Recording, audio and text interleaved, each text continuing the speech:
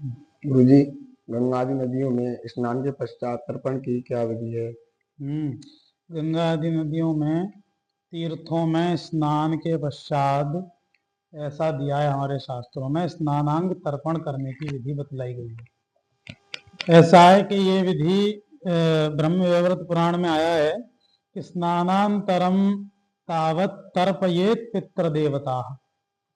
इस स्नानांग तर्पण को संध्या के पहले करना आवश्यक माना गया है, और इस स्नानांग तर्पण का अशौच में भी निषेध नहीं है।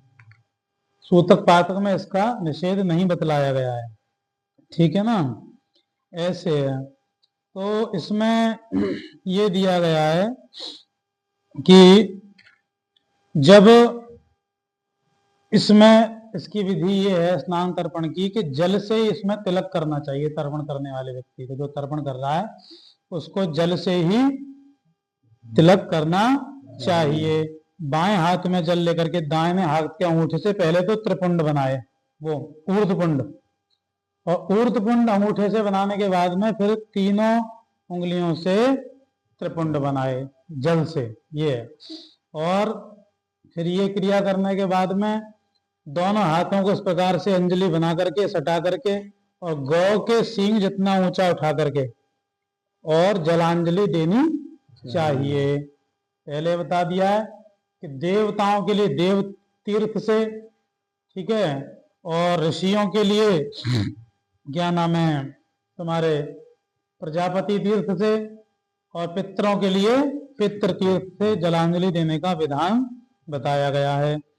दक्षिण की इसमें सभ्य होकर के देवताओं के लिए पूर्व की ओर मुंह करके, और सपितृक उत्तर की ओर मुंह करके, जनेऊ को माला की तरह गले में पहन करके, गमछे को भी माला की तरह लटका करके, और प्रजापति तीर्थ से दो दो अंजलि ऋषियों के लिए तर्पण के बताई गई हैं।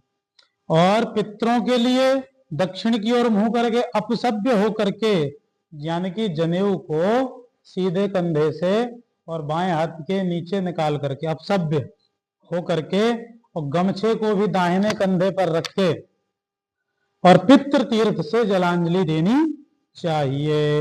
इस प्रकार से ये, उसके बाद में पितरों के लिए, पितामह के लिए, प्रपितामह के लिए, इस प्रकार से ये तीन तीन अंजलि देने का विधान बताया गया है। और इसके बाद में गंगा नदी आदि के तट के बाहर आकर के जल में, लेकिन जल में ही रह करके, जलाद्रवासा स्थलगोया प्रद्यात जलांजलिम, स्थित होकर के भूमि पर एक अंजलि हमको देनी चाहिए, क्योंकि ये अंजलि, और इसके बाद में फिर जल से बाहर आकर के, और दाहिनी और शिखा को पितृ तीर्थ से और अंगूठे के तर्जनी के मध्य भाग से निचोड़ें। इस प्रकार से शिखा को निचोड़ना ये चाहिए बाहर आकर के, समझे।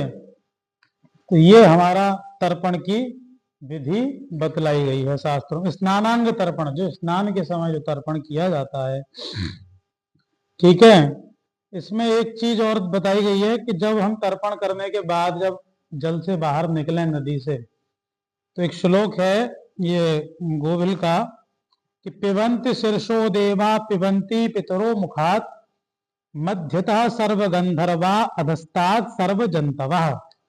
स्नान के बाद यदि देह को ना पहुंचा जाए, ठीक है, कोई बात नहीं, चलने दो। स्नान जल से जब बाहर निकले तो कहते हैं कि जल को शरीर को पहुंचना नहीं चाहिए किसी भी कपड़े से, क्योंकि जो सिर से टपकने वाला जो जल होता है उसको देवता लोग पीते हैं, और मुख से टपकने वाले जल को पितर देवता पीते हैं, और बीच वाले कटी भाग से टपकने वाले जल को गंधर्व लोग पीते हैं, और जो नीचे से जो जल टपकता है नीचे के हिस्से से, उसको सभी जंतु पीते हैं और तृप्त होते हैं। इसीलिए क्या नाम है, जब नदी आदि तीर्थों से स्नान करके जब बाहर निकलें तो विशेष ध्यान रखना चाहिए कि कुछ 2 मिनट 3 मिनट के लिए हमको शरीर पहुंचना नहीं चाहिए।